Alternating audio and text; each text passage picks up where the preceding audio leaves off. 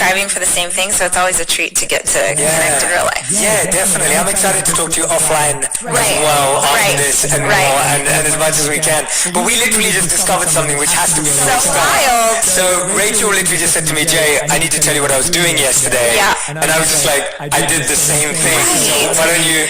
So Dr. Daniel Amen is someone, I've admired his work forever. I've read his books, and I always wanted, he's a doctor of the brain? Clinical neuroscientist. Thank you. I knew you knew the words. He's been a guest on the show twice. Okay. So if anyone, Love his work. But I had always wanted to have it done, and my friend Trent, do you know Trent Thompson? Okay. So Trent's a really dear friend, and we were sort of in this industry, there's one person you go to, and so he connected me, and I nerded out when I got to talk to Dr. Amen for the first time, just because in my life what I want most is to understand myself emotionally, physically. Why do I do the things that I do, and how can I become a better version of me? And I just feel like the more information I have for that, the better. Also, a ton of mental illness in my family. My older brother was schizophrenic and took his own life, and there's just depression and anxiety and so many things that run in this, and I just want to understand if there are things that I can be doing to better live each day. And so I felt like my favorite book by Dr. Amen is, I think it's The End of Mental Illness, yes. Which I just found fascinating. Essentially the idea that the brain is the part of the body that, like, if you broke your arm, they would take an x-ray of your arm before they did anything to try and make it better. But if you go to a doctor and you're struggling with mental illness or emotional issues, they don't look at your brain, they just start prescribing things. And I'm a huge proponent of taking the medicine that you need and getting the help that you need, but I know in my brother's case, there was a lot of medicating, and it was a different time, and my parents really didn't have the information they needed to help him, but I just think he would have been better served by more info. So that was why. So I went yesterday and got brain scans and found out that you and your wife are doing 2 hours before It's so crazy. That's actually crazy. Yeah. So our reason was, that's a beautiful reason to go, and I'm sure there's so many people listening and watching right now going, oh my gosh, I need to know more about this. And we went because I've realized that like what you were saying, we just know very little, like about ourselves. Yeah. And I'm just always like, I want to learn, I want to be curious, and I really struggle with not knowing that I could be acting in a certain way or behaving in a certain way because of something that I have no clue about. Right. But actually I could be doing something about. Yeah. And I think the other thing that changed for me for a while was... Let's fight together. We were always told to like live a long life. And that was like a big thing when you were growing up. Like, I don't know, at least in my culture, it was very much like you get blessed to like live a long life. Right. And I was thinking, but actually I want to live a healthy life. Yeah. The length is going to be up to God and whatever that needs to be. But the health is up to me of how conscious I am about how I live. Yes. And so I think for me, going to get my brain scan, and I went with my wife yesterday, we were going there for that reason. Yeah. That, what are we doing wrong? What are we doing that's harmful? What are we doing that's good for us? Yeah. But I love your reason. I mean, that's such a, I think for so many people who have had people in their life who've struggled with depression or mental illness and not known where to start. Yeah. And we don't discover anything yet, so we don't have anything to share. Sorry, we don't know. I know. Yeah, we just set you all up. Right. Rachel and I have nothing to share. I know. Well, but I do think, one of my big fears is being so intentional about trying to live in a healthy way. But there are times in my life where I've found, let's say I'm taking a supplement that I think is really good for me, and then I'll find something will start to feel off or go wrong, and then I'll go have blood work done and find you're anemic, and I'm anemic and I have low blood pressure. So you actually shouldn't be taking that supplement because it's going to make this thing worse. So I hate the idea that without information, we actually do things that are harmful that we think are helpful. Mm-hmm. Because I really just feel like that it's so discouraging when you're making choices that you think, maybe they're choices that are even hard for you to make, or you're eating in a certain way and you're trying to take care of yourself, and then you find out it was actually the opposite. It's so discouraging. So I am a nerd. Do you have an example of something like that you've done? Because I think I can relate, and I'm trying to think about our audience. Like, what's something that you thought was helpful? So I grew up, what's popping into my head is I grew up in a family, my family's Southern on both sides, Oklahoma and Arkansas, and really not conscious of health in any, not mental, not emotional, not nutritional, nothing. So I grew up in a family that, deep fried everything, covered in gravy, covered in cheese, right? It was delicious. And sort of the idea in my family growing up was if you made it at home, it was healthy. It was if you ate out, that was unhealthy. And so just no awareness around nutrition. And I remember very specifically, after I had my first son, he's 14 and a half, so it's been a while, but I had gained a lot of weight in my pregnancy because I just had no idea how to take care of myself or what to eat and I just want to say for the record, because this is very important to me, I hate how often weight is used to control women and make them feel shame. And so this is not a conversation about weight. I don't care what you weigh, live your life, you're beautiful. But for me, I'm 5'2", and I was 52 pounds heavier than I am today. And at 5'2", that's a ton on my frame and physically very uncomfortable, in pain, just all the things. And I remember after I had Jackson, it was the first time in my life that I thought I need to lose weight. And I had no concept of even how to, and no idea. And absolutely did things in retrospect that were horrible for my body, like fad diets or protein powders or things. And I mean like Slim Fast. I don't mean like what we have today that's good for us. And I remember going through like a month where I was like on a diet and I didn't weigh myself because I was just trying to make, great strides and whatever. And finally getting to the end of the month and weighing myself. And I think I had gained a pound. And I was devastated. Like, first of all, screw it. Like, life. Yeah. Suspected that because I can accomplish a lot, but I get distracted easily. Right. And so I'm dying to know, like, why or what do I need to do? And I'm afraid he's going to be like, never have coffee again. I think that's all of us. I really do believe that the evolution, and I love social media, right? Like, without social media, I wouldn't even have this community we have and be able to have this podcast. Right. So I'm not someone who likes to bash social media. I think it has its pros and cons as anything. But I find that as social media apps evolve, I find that they do worse for my focus and distraction consistency. So I saw the difference between Instagram and TikTok for my brain. Right. And I'm just being aware. Like, I haven't even had that tested. Right. But I saw that the more time I spent on TikTok, the more I would need distraction, the more I would feed distraction, the more I would choose distraction. And I've realized that for me at least, I'd love to hear what I'm trying to take this is, I'd love to hear what yours is. For me, I found that when I don't look at my phone first thing in the morning, I'm able to control that urge. Yes. And when I go on breaks, I was literally in Miami for 2 weeks recently. And the work that I was doing meant from 9 a.m. to 5 p.m. we couldn't be on our phones. I was working with a client. And so I wasn't on my phone. And not being on my phone from 9 a.m. to 5 p.m., which is very abnormal for me in my life, and I'm sure in yours too. It was a phenomenal feeling. And so for me, I've been able to figure that out by realizing I feel so much more clarity and focus when I don't pick up my phone in the morning, when I do like a social media fast regularly throughout the year. What have you been doing apart from the coffee? Like, what have you been doing to help improve? And I guess, why do you want to improve your focus is a good question too, because some people are sitting going, well, I'm happy just doing this, but... Well, oh my gosh, so many things. So I'll just start here. I literally just went. I love it. So I think 3 weeks ago, not only did I remove TikTok from my phone, but I closed my account. Wow. I literally deleted it. And it was a very conscious choice because of how, like, I would go on fast where I'm like, I'm not going to open TikTok for a month or whatever. But obviously it's designed in such a smart way. I just will lose an hour and a half. Yes. And I would sort of tell myself, I would only do that, like, let's say it's night and the kids are in bed and I have nothing to do, and I'm like, okay, I'm just going to watch for 5 minutes. And then I lose an hour and a half. And I know there's a lot of people who would say, like, well, who cares? I care because the greatest value in my life is growth. And in order for me to grow, I have to constantly be feeding my mind. I sound so cheesy right now. I feel like if I was watching this, I'd be like, okay, whatever. But for me, that's books.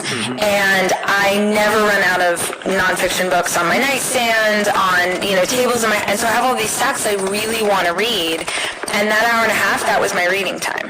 Because when I'm done, I'm tired, and now I need to go to bed. So for me, it was a very conscious decision of you have to know what it is you want, and this is fun, and this is beautiful, and this is a cool way to connect with people, but I just knew this is not serving me well, and I had tried not having it there, but I don't know if you ever feel like this, like if you have an account on social and you're not posting on it, there's almost this like weird guilt that happens, and so you feel like you have to, and I just thought, nope, I'm removing this distraction from my life.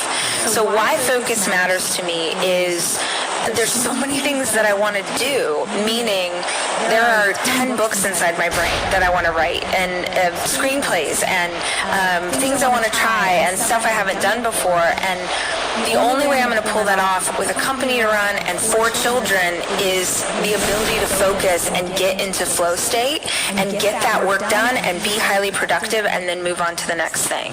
So for me, I am constantly trying to figure out how I can do those pieces better, and I really feel like this is part of wanting to have a brain scan too. I feel like my focus has gotten so much worse in the last few years, and I don't know if that's the result of social or the phone or what it is, but I just know that if I can get back into the focus that I had maybe 4 years ago, whatever was going on, I was so much more productive. I really want that back. I can actually relate to that so much. Like everything you're saying, I'm just like, I feel the same way, and that's been what's making me so conscious of it, especially in the last 12 months. Where I think we've all consumed more content in the last 12 months than ever before. And for me as well, like, so this is real, and I know it sounds like crazy, but I hadn't watched television, like a TV show, in the last 10 years before. Me either, before COVID. And then now I have, and I sort of hate it. Yeah,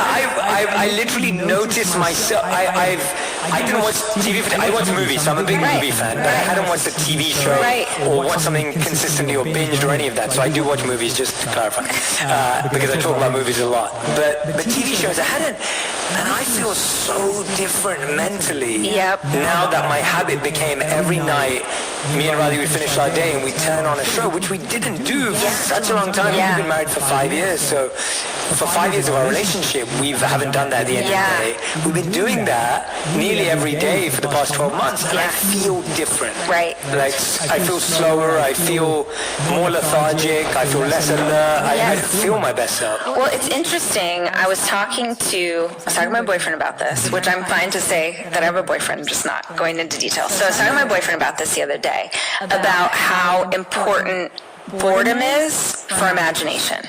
So when we were all growing up, you were just bored sometimes, and that was life, right? And in the boredom, when you'd have those times when you're a little kid and you'd be bored and you sort of like wander around the house and like try and figure out something to do, and then you'd end up doing something clever, interesting, or like you'd make up a game or what. Kids don't have that anymore. There's a million things that can distract them from being bored. And he said something really interesting. He's like, no, kids are still bored. They're just bored and distracted, which is way more dangerous. Wow. Because they're still bored scrolling on their phone. But now they're not even conscious of the boredom.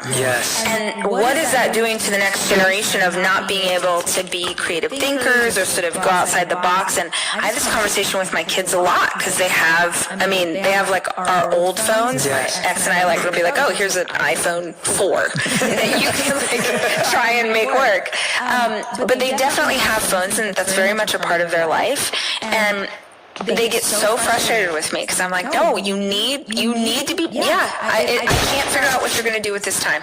This is your time you can read a book, figure it out. And as much as they're frustrated by that process, me removing tech and making them go do something, that's also when my youngest will always gravitate to painting. Right? The oldest will always go and start playing with Legos or building something that he's like too cool to do because he's 14. But they'll always gravitate to these things that they wouldn't do otherwise. But I wonder how much we need that as adults as well. Like, how often are you bored? How often are you just like sitting, sort of letting your mind wander? Yes. I feel like we're missing that because we're always here, like grabbing for where's the phone? Yeah. We're bored and stimulated, which is weird, right? It's like, how can you be stimulated but be bored? But we are. Right. There's actually a great book by the School of Life called How to Be Bored. It's a really small book. Oh, interesting. Yeah. It came out a couple of years ago and I spoke about with Yuval Noah Harari, the author of Homo Deus and Sapiens. Yeah. We spoke about boredom on the podcast.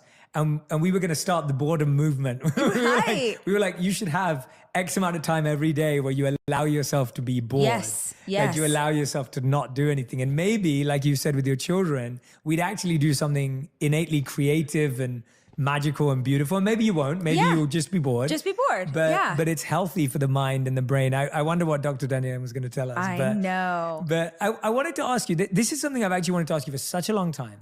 Because, and you mentioned it, you love reading books. And you have stacks of books. Yeah.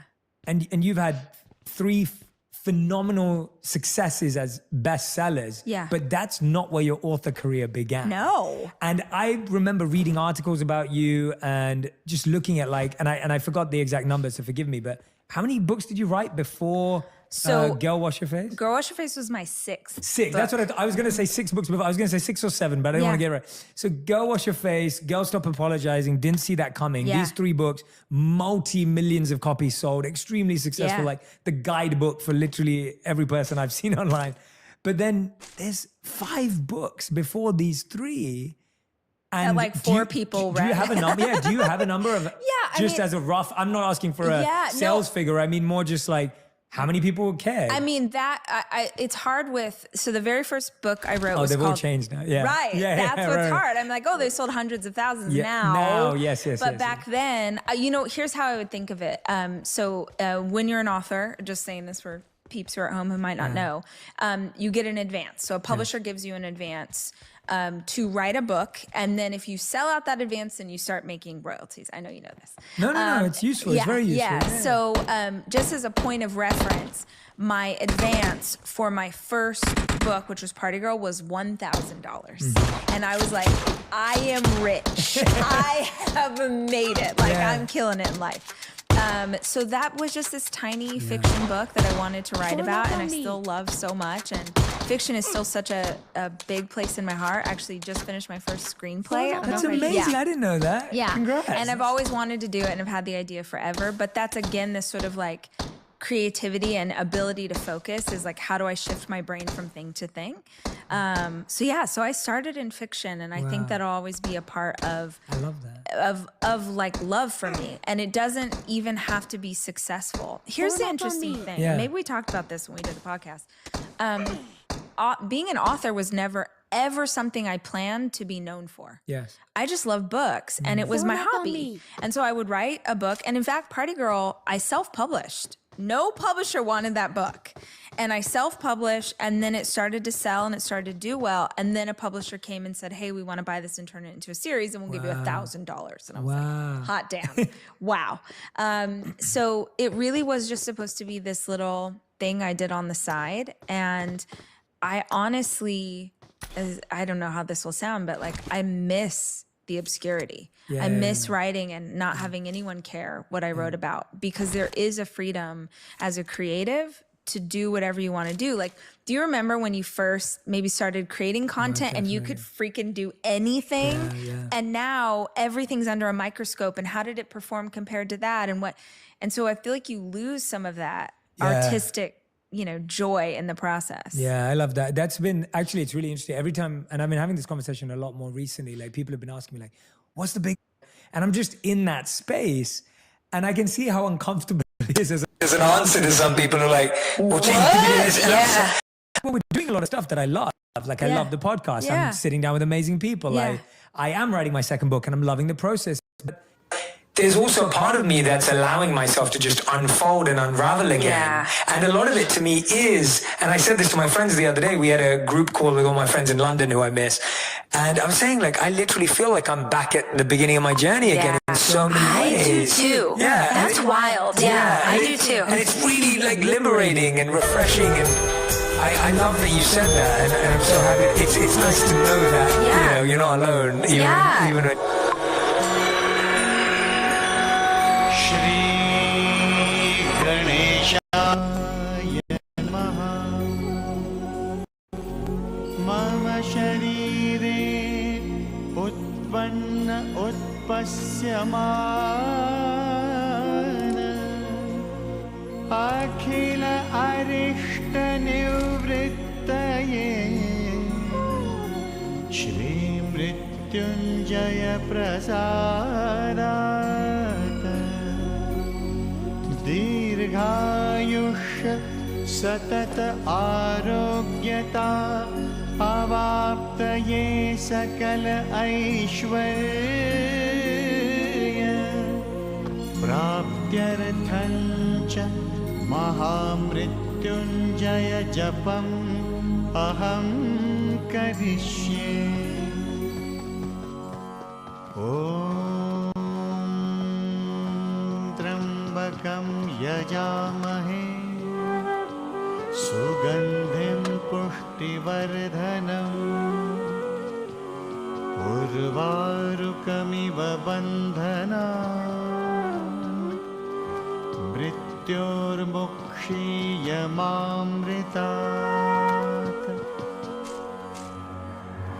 Mahamrityunjay Mantra Om Haum Jum Saha Om Bhurbhuvah Swaha Om Trambakam Yajamahe Sugandhim Pushtivardhanam Urvarukamiva Bandhanam Mrityormukshiyamamritat Om Swaha Bhuva Bhuv Om Saha Jum Haum Om Haum Jum Saha Om Bhurbhuvah Swaha Om Trambakam Yajamahe Sugandhim Pushtivardhanam Urvarukamiva Bandhanam Mrityormukshiyamamritat Om Swaha Bhuva Bhuv Om Saha Jum Haum Om Haum Jum Saha Om Bhurbhuvah Swaha Om Trambakam Yajamahe Sugandhim Pushtivardhanam Urvarukamiva Bandhanam Mrityormukshiyamamritat Om Swaha Bhuva Bhuv Om Saha Jum Haum Om Haum Jum Saha Om Bhurbhuvah Swaha Om Trambakam Yajamahe Sugandhim Pushtivardhanam Urvarukamiva Bandhanam Mrityormukshiyamamritat Om Swaha Bhuva Bhuv Om Saha Jum Haum Om Haum Jum Saha Om Bhurbhuvah Swaha Om Trambakam Yajamahe Sugandhim Pushtivardhanam Urvarukamiva Bandhanam Mrityormukshiyamamritat Om Swaha Bhuva Bhuv Om Saha Jum Haum Om Haum Jum Saha Om Bhurbhuvah Swaha Om Trambakam Yajamahe Sugandhim Pushtivardhanam Urvarukamiva Bandhanam Mrityormukshiyamamritat Om Swaha Bhuva Bhuv Om Saha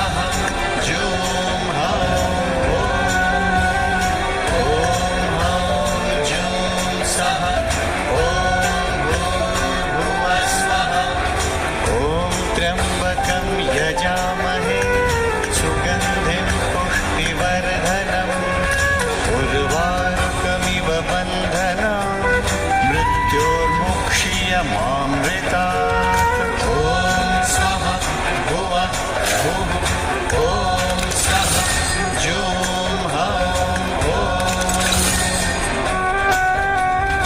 ॐ हौं जूं सः ॐ भूर्भुवः स्वः ॐ त्र्यम्बकं यजामहे सुतात् ॐ स्वाहा भुवः भुः ॐ सः जूं हौं ॐ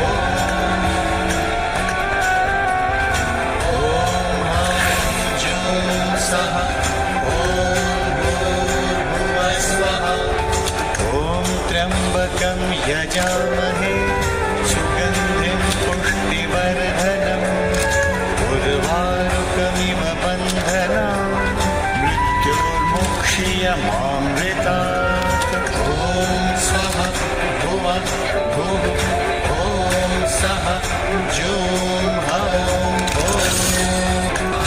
ॐ त्र्यम्बकं यजामहे सुगन्धिं पुष्टिवर्धनम् उर्वारुकमिव बन्धनान् मृत्योर्मुक्षीयमामृतात् ॐ स्वः भुवः भुः ॐ सः जूं हौं ॐ हौं जूं सः ॐ भूर्भुवः स्वः ॐ त्र्यम्बकं यजामहे सुगन्धिं पुष्टिवर्धनम् Have you ever encountered a series of bizarre actions? For instance, how did you appear in front of me and suddenly disappear? If such doubts have crossed your mind, you might have encountered a cheater who's using speed hack. In this video, we'll be showing you the 3 main instances of speed hacks. Movement speed hack, jump speed hack, and crawl speed hack. Cheaters who use hacks only use them in certain situations. So let's take a closer look at the characteristics of speed hacks. Movement speed hack is probably the most common speed hack. So let's take a look at that video first. We can clearly see that the player moved to his teammate at an extremely fast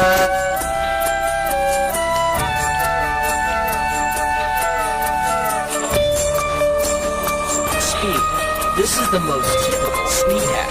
This next clip is another instance of movement speed hack. ॐ गणपतये नमो नमः Shri Siddhivinayak However, as more नमो opponents नमः arrived, he was placed Ashtavinayak नमो नमः गणपति बाप्पा मोरया गणपतये नमो नमः श्रीसिद्धिविनायक नमो नमः अष्टविनायक नमो नमः श्रीसिद्धिविनायक नमो नमः अष्टविनायक नमो नमः गणपति बाप्पा मोरया गणपतये नमो नमः श्रीसिद्धिविनायक नमो नमः अष्टविनायक नमो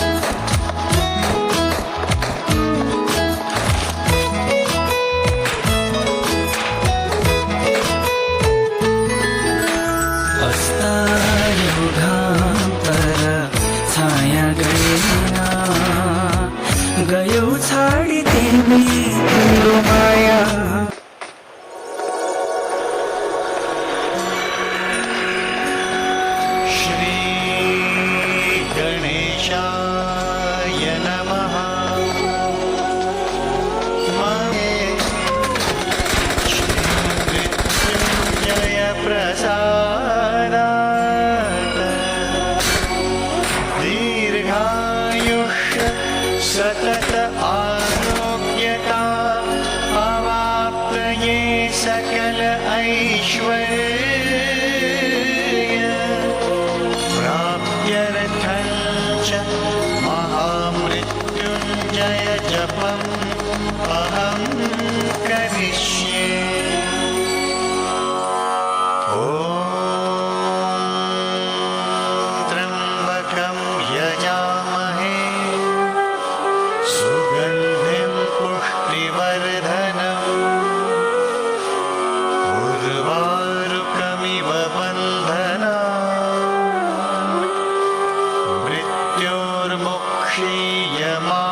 मृत्योर्मुक्षीयमामृतात् सुगन्धिं पुष्टिवर्धनम् उर्वारुकमिव बन्धनान् मृत्योर्मुक्षीयमामृतात् ॐ स्वाहा भुवः भुः ॐ सः जुं हौं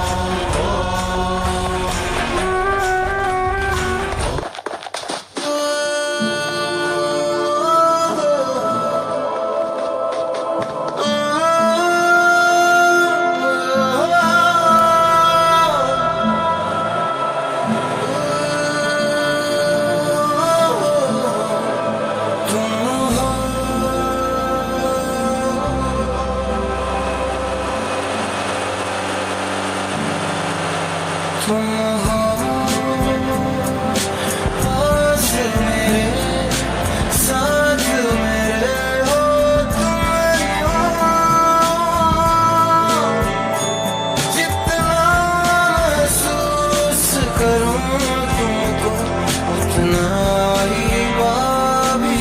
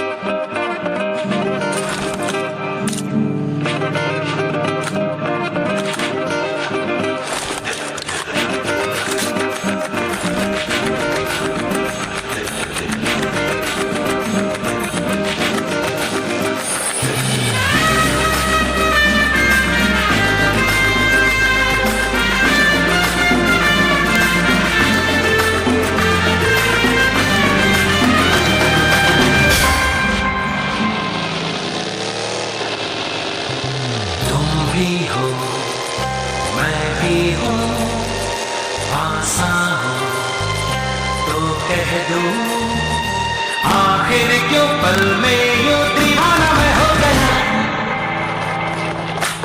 तुम्हें जो मैंने देखा।